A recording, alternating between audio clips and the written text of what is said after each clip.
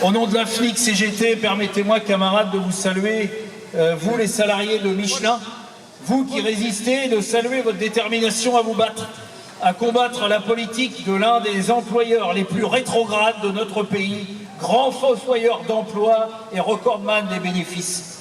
La fédération est à vos côtés dans la lutte pour vos emplois, pour la sauvegarde des activités industrielles, du caoutchouc pneumatique, de vos conditions de vie et de travail, mais aussi les emplois sur le bassin de Clermont, d'une entreprise aussi importante pour l'agglomération et les emplois induits que celle de Michelin. L'entreprise appartient à ceux qui créent les richesses et non ceux qui brandissent un titre de propriété, les actionnaires, et qui exigent avec mépris une ponction sur la valeur créée par les travailleurs et les travailleuses.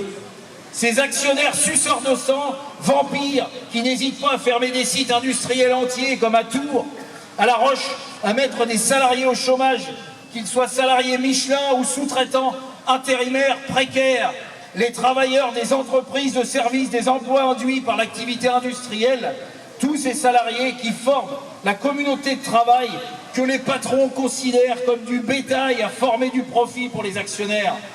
Je salue la présence des syndicats de la branche caoutchouc, de la FNIC CGT. Honneur à toutes celles et ceux qui ont répondu à notre appel à la mobilisation, un appel qui a fait trembler la petite direction Michelin, les péteux, au point de l'obliger à annuler l'inauguration de ce nouveau bâtiment du siège social de Clermont. Et ça, camarades, c'est aussi une victoire à mettre à notre actif. Comme quoi, si la lutte ne mène pas obligatoirement à la victoire, seuls ceux qui choisissent de ne pas lutter ont déjà perdu d'avance. La FNIC CGT est là aujourd'hui et nous serons là demain et après-demain. La bataille continue et je dois vous dire que les travailleurs qui se mobilisent et que vous êtes sont en quelque sorte un exemple pour tous les travailleurs de ce pays. Combien effectivement de salariés exploités, malmenés, soumis au licenciement, à la baisse des salaires, combien ne peuvent pas s'exprimer dans notre pays par peur des représailles patronales, par peur du licenciement? Combien tout simplement de salariés en lutte qui pensent être isolés dans leur boîte et qui s'aperçoivent que le capital poursuit partout la même politique, celle du profit contre nos salaires et nos emplois.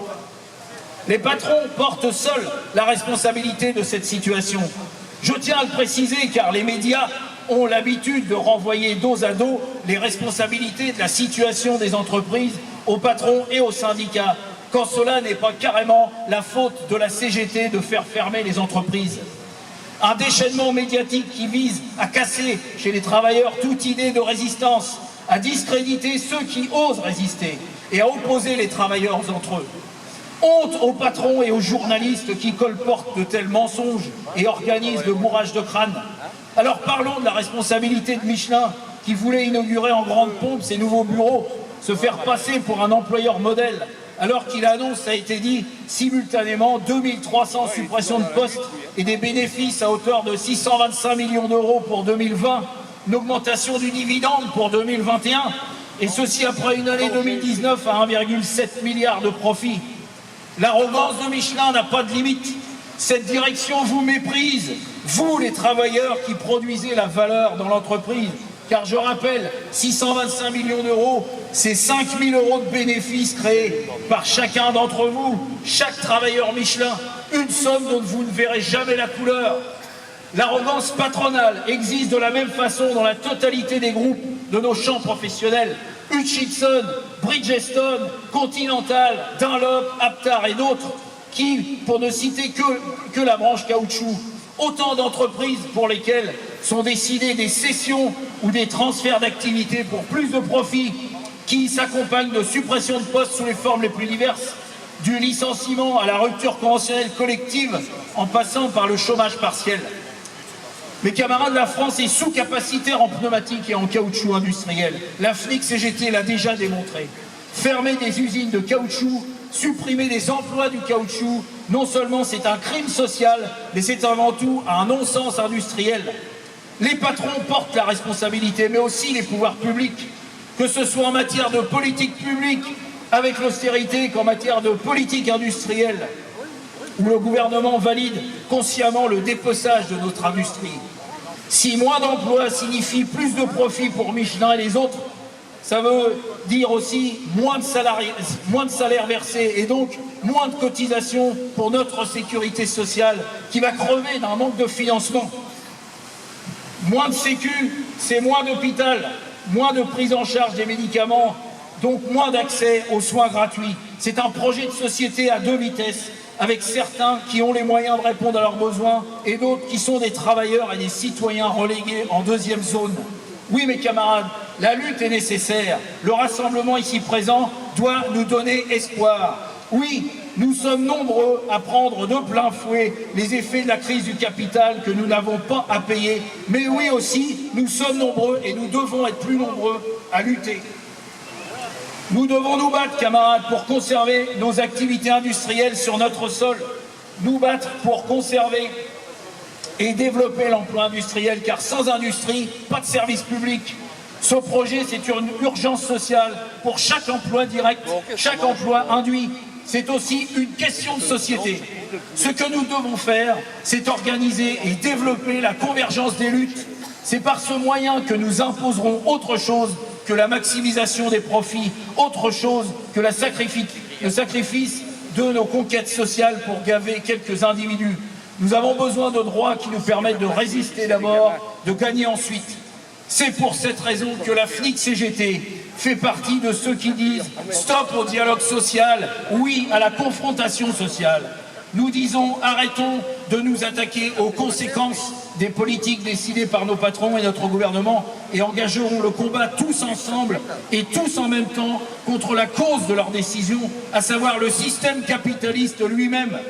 Le capitalisme a pour cœur l'exploitation et pour but l'accumulation. Le capital exploite les ressources naturelles et le travail humain. Il accumule sans fin les marchandises, donc les profits. Il conduit immanquablement à l'épuisement des ressources, à la pollution, à la souffrance humaine. Essayer de transformer un tel système en son contraire, en particulier par le dialogue, les réunions avec les directions, le MEDEF et le gouvernement, par les concertations ou le seul travail de conviction, ce n'est pas possible, camarades. Vouloir réformer le capitalisme et construire le socialisme depuis l'intérieur amène à l'échec, car ce système lui-même s'organise pour empêcher cela. En particulier l'État, loin d'être un ensemble neutre d'institutions, s'organise pour protéger les intérêts du capital avec les lois, la justice, la police qui est en train de m'écouter à la minute où je pars, voire l'armée. La seule façon d'obtenir un système sans exploitation ni accumulation, c'est de détruire le capitalisme. Et posons les mots, les camarades. Cela nécessite une révolution. Le grand mot est lâché. Ce mot, il ne signifie pas des barricades avec des drapeaux rouges claquant dans le vent, mais un plan concret et pratique de lutte grandissante et s'élargissant depuis les secteurs les plus impactants de notre économie. Énergie, transport, services publics, entre autres.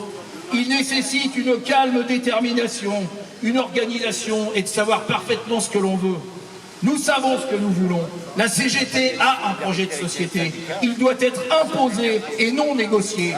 Mais encore faut-il que tout le monde ait la volonté de le mettre en place concrètement, de mobiliser les salariés sur ce projet, depuis les syndicats jusqu'à la Confédération. Camarades, ce plan de lutte est nécessaire et urgent. Il est possible. Il ne peut pas être délégué. Les travailleurs et les travailleuses que nous sommes ne peuvent compter que sur leur propre force. Nous devons nous-mêmes le décider, le mettre en œuvre. À l'image de la préparation de cette journée, l'été 2021 doit être celui du débat, des décisions autour de la volonté de nous mobiliser pour engager le changement de logique économique. Permettre aux salariés de monter les marches de la mobilisation, nous retrouver à partir de septembre pour engager ce combat à la fois difficile, à la fois nécessaire et à la fois à notre portée. Voilà le programme auquel nous devons nous atteler aujourd'hui. Regardons-nous les uns les autres, camarades. Passons entre nous un pacte de solidarité et engageons-nous à lutter pour changer la donne. Et enfin, comme le dit notre slogan du collectif jeune, l'avenir appartient à ceux qui luttent.